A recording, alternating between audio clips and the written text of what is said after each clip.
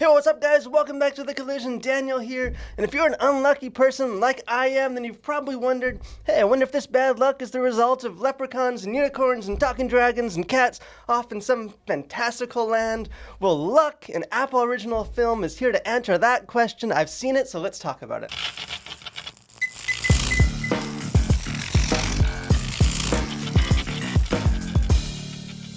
So it seems like it's kind of been a year dominated by animation. Animation movies, they seem like they've been just flung kind of en masse against the wall. But whether this controversy like Lightyear or Turning Red, or just boring scripts like Super Pets or Paws of Fury, just not a whole lot is stuck. Not a whole lot is really popped from animation.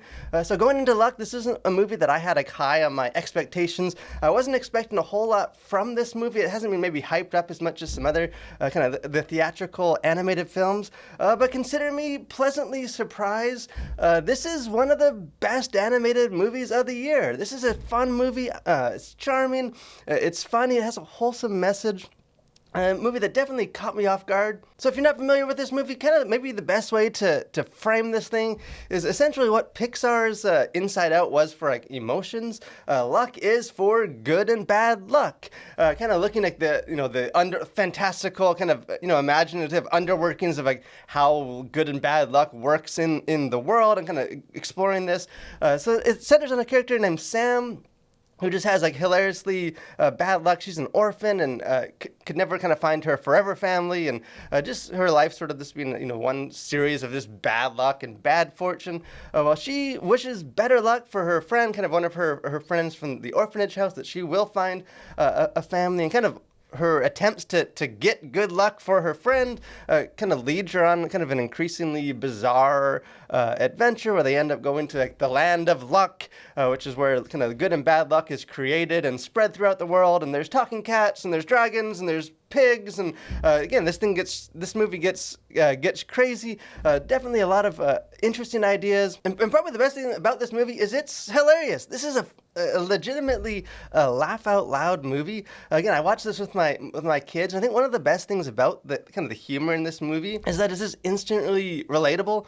We can all kind of relate to bad luck. That's a generational thing. My kids, my 7-year-old boys, who are notoriously clumsy and klutzy and just tripping over things, they were laughing out loud all throughout this movie. And then even the evening after I watched this as a family, I went to go put some recycles in my recycle bin, tried to shove one too many boxes in, caused them to spew out, on a windy night going down the street, and instantly sort of thought back to this movie and kind of chuckled.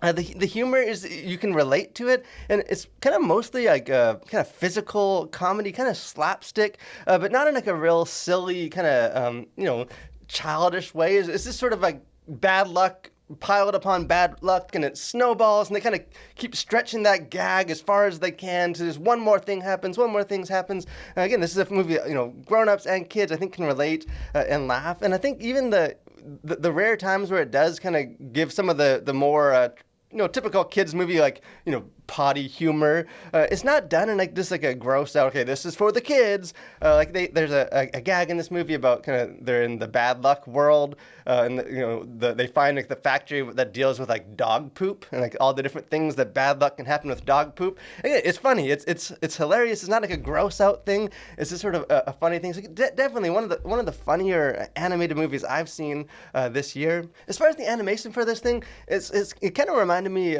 maybe of like Boss Baby or a movie kind of like that, where characters are kind of slightly plastic and don't always move quite as fluid. I don't think the animation is bad. I just don't think it's all that great. I think it does maybe veer a little bit more towards like the made-for-TV quality rather than what you expect from like a big theatrical thing, which I think makes, again, this movie is made for streaming.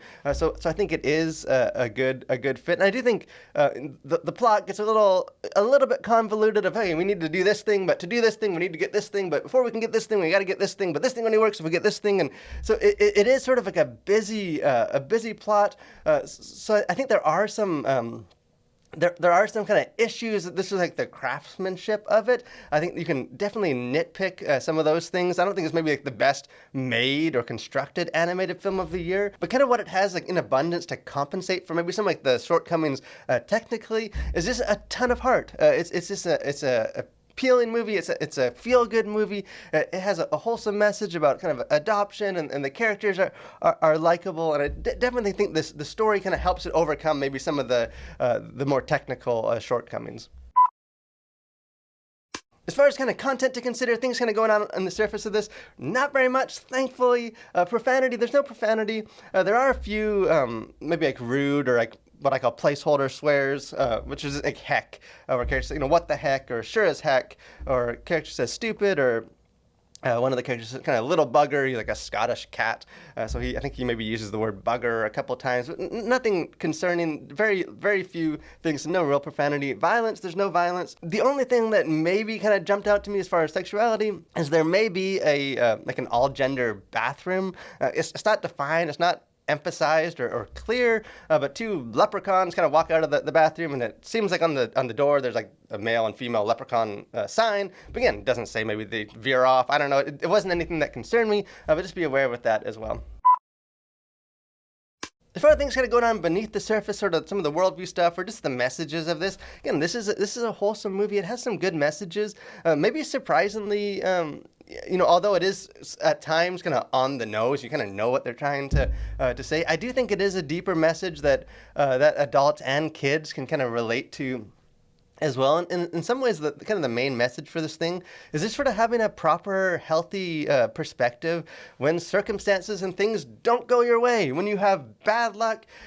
So Sam, the main character in this, kind of, she has terrible luck, everything goes wrong, nothing ever seems to go her way. And like at least initially, she sort of starts, like she makes a couple comments like, okay, universe, or take this universe, almost the sense that like the world is just sort of out to get her and it's out of her control and there's nothing she can do about it. She just has bad luck. And kind of her arc throughout this movie is to see kind of change her perspective, that it's not just about her circumstances, it's about kind of how she views her circumstances.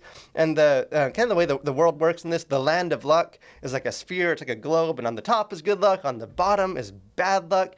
Where like all these like trolls, like the darker land, and then it's all bright on the in the good luck.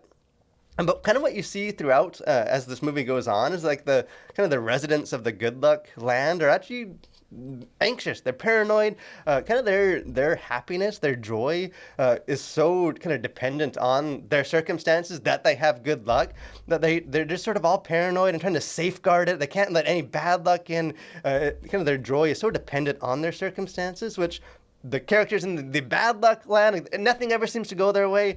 So they're just used to it. They're kind of content to make lemonade with life's lemons. They're a lot happier and just sort of looser.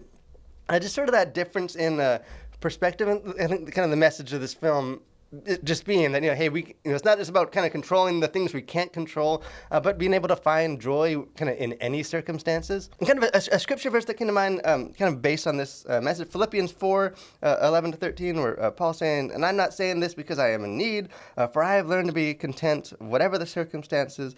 I know what it is to be in need. I know what it is to have plenty. I have learned the secret of being content in any and every circumstance, whether well-fed or hungry, living in plenty or in want. I can do all things through him who give me strength."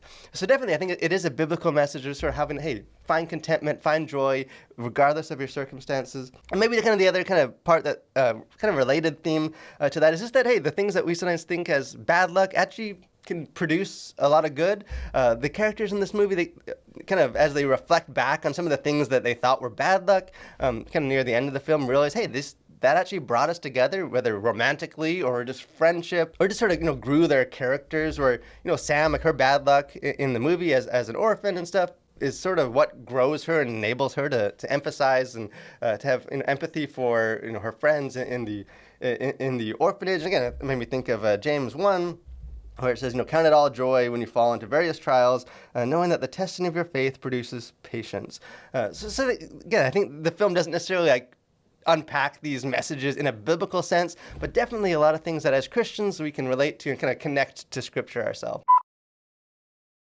So in the end, I really enjoyed this movie. My whole family, we all enjoyed watching this movie. I think it's definitely kind of up there in the conversation with like The Bad Guys earlier this year for just my favorite animated movie of the year. In kind of a year where it seems like almost every animated movie, there's some kind of controversy, or there's some kind of content or ideologies or things that is, you always kind of got to be on guard. That as a father, this is a movie that it was refreshing. This to be able to watch a movie that's just wholesome, has a good message. Don't feel like you're have kind of ideologies or anything else being pushed at you or preached to you. It's just a good, entertaining movie. So again, this is streaming on the Apple Plus streaming software. So if you have that, definitely recommend it. Definitely worth checking out. I think it's a movie that parents and kids can both enjoy. But hey, let me know what you guys think. If you guys do watch this movie, I'd love to hear what your thoughts were, or if you have more questions about maybe some of the content or things going on in this movie, I'd love to unpack that a little bit more for you guys.